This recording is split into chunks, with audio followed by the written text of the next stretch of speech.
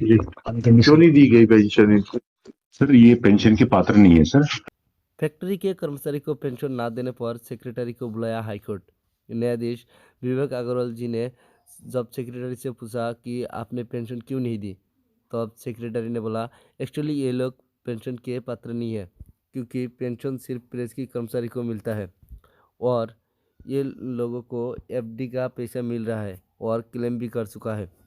Secondly, जो 2004 से पहले रिटायर्ड हुआ है उन कर्मचारी को नहीं मिलेगा कोई पेंशन, क्योंकि कंपनी का रूल 2004 के बाद हुआ है और 2004 से बाद में जो भी रिटायर्ड हुआ है उनको ही मिलेगा। आगे सुनिए और क्या क्या बताया। क्यों बुलाया था इनको? So I could not appear in the first round. Ji ji, Number 4 it was listed. Although the reply is there, but my apologies, Lord, I could not appear. जी, क्यों नहीं दी गई पेंशन इनको? बताइए सेक्रेटरी साहब, सर क्यों नहीं दी जा रही पेंशन इन लोगों को? सर ये पेंशन के पात्र नहीं है सर। एक्चुअली ये जो प्रेस के कर्मचारी है सर, ये फैक्ट्री एक्ट से गवर्नड है, गवर्नमेंट ऑफ इंडिया के, और इनको ईपीएफ के प्रोविडेंट फंड का पेंशन बाकी लाभ इनको मिलता है सर। मिल रहा है इन लोगों को सर, जी। और वो क्लेम भी कर चुके हैं सर ऑलरेडी। और सेकेंडली सर, ये लोग जो प्रेस के कर्मचारियों के मध्य प्रदेश शासन की अनुमति के उपरांत सर 2001-9-2004 से बाकी कर्मचारियों को उसके बाद जो रिटायर हुए सर उन लोगों के लिए पेंशन लागू की गई थी। ये लोग उससे पहले ही रिटायर हो चुके हैं। तो बताइए कहाँ पर है ये विकल्प का प्रयोग लिखा है आपने पेज 40 पे, थोड़ा सा समझाइएगा। ये पिटीशन का पेज 40 आइएगा। जब जज साहब सेक्रेटरी को पूछा जो मंडल सभा में थे उन लोगों को राज्य सरकार द्वारा उन लोगों को क्या पेंशन मिला, सेक्रेटरी ने बोला कि जी हाँ उन लोगों को पेंशन मिल गया। तब जज साहब बोला दिखाओ कहाँ पे मिला, तब तुरंत सेक्रेटरी ने बताया जी नहीं, उन लोगों को तो नहीं मिला, किसी और को मिला। आगे देखिए क्या क्या बोला।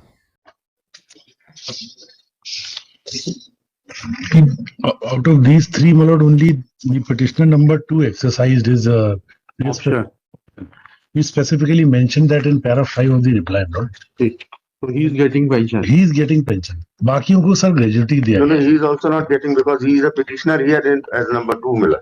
Sir, Miller, they gave the pension as read out at page 40, Miller, to persons who retired prior to 88. Then they brought about regulations which they make a mention at page 6 of the return, Miller. That persons retiring on 1/9/2004 or thereafter shall get the benefit. So petitioners are only about 4 or 5 persons who are not getting this benefit. When did your clients retire?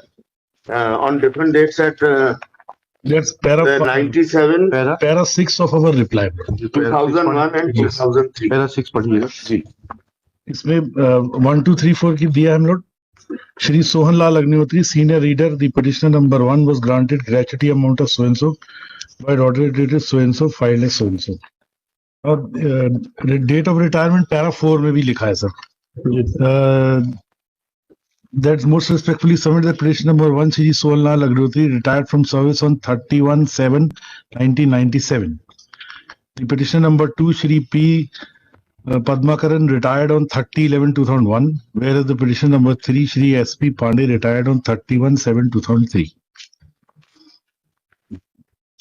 So out of them, Lord, only number 2 exercised his demanded pension by making a representation under clause 8(2) of the Mandal Karmachari Pension Viniyam 1991 to the secretary, Lord.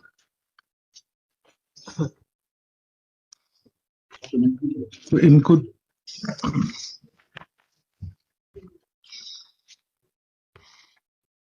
बताइएगा कहाँ आप लोग के ऊपर applicable है press के कर्मचारियों के ऊपर? Under section 16(2) Milord, of the Employees Provident Fund, it says when an exemption is granted under 16(2), they will grant the pension under the Pension Rules 1976 and or under the Madhyamik Shiksha Mandal Pension Regulation 1991, which is being given to other employees of the board. So you are not a member of this Employees Provident Fund scheme? we were working under the press department of the Madhyamik Shiksha Mandal. They said press department is under the Factories Act. Employees in the press are under the Factories Act, and so the labor laws are attracted both state and central, and for which there is a exemption to be granted under section 16(2). कहाँ है वो?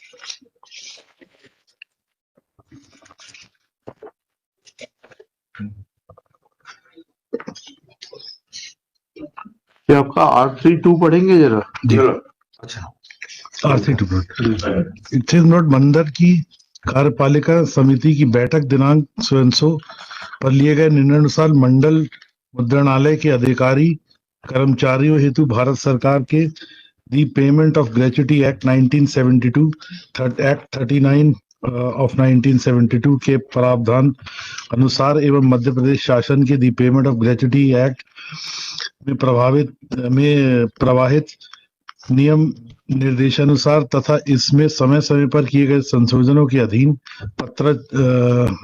पात्रता अनुसार gratuity भुगतान करना स्वीकृत किया जाता है। यह आदेश दिनांक 16/11/1995 जिस दिनांक से प्रेस स्टाफ की प्रोविडेंट फंड कमिश्नर के पेंशन योजना में से कवर्ड है से प्रभावित माने जाएंगे। ग्रेच्युटी भुगतान का प्रकरण पेंशन सेल द्वारा तैयार किया जाकर भुगतान की कार्यवाही स्थापना व कक्ष द्वारा की जाएगी। उक्त व्यय मंडल बजट स्वयं में सेवानिवृत्त एवं मृत्यु उपदान शीर्ष में प्रभावित राशि से किया जाएगा। And thereafter lord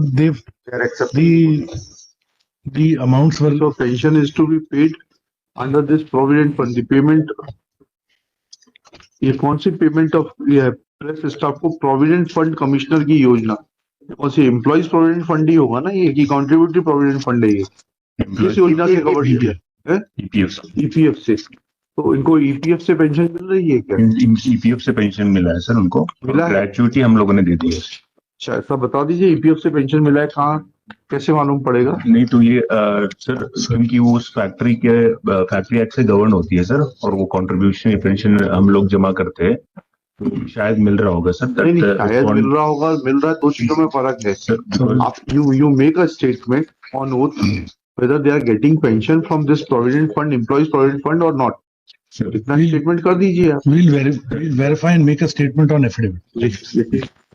Shri Udayan Tiwari, learned counsel for the petitioners, Shri Harpreet Singh Rupra, learned counsel for Number 3 madam. respondent number 3, along with Shri, आपका शुभ नाम बताइए। श्रीकांत बनोत। श्री श्रीकांत बनोत, BANOTH। बनोत, सेक्रेटरी मध्य प्रदेश माध्यमिक शिक्षा मंडल। Next, reading from annexure R34, it is pointed out that R32, it is pointed out that factory employees, that is who are working in the press, were given pension from the Provident Fund Commissioner Pension Scheme. Full stop. Let a specific statement be made by the secretary on affidavit whether petitioners are getting pension from Provident Fund Commissioner or not. Let this statement be made within 2 weeks. List this case in the week commencing 13 March 2023. So my unconditional apologies for not appearing on ठीक है। Personal presence of the secretary is will not be required on the next day. I'm great, thank you. Serial number 103. ये कौन सा था जो भी हो? हाँ? अगर वीडियो अच्छे लगे हैं तो लाइक करना, शेयर करना, कमेंट्स करना और नए हैं तो चैनल को ज़रूर सब्सक्राइब करना। Thank you. जय हिंद।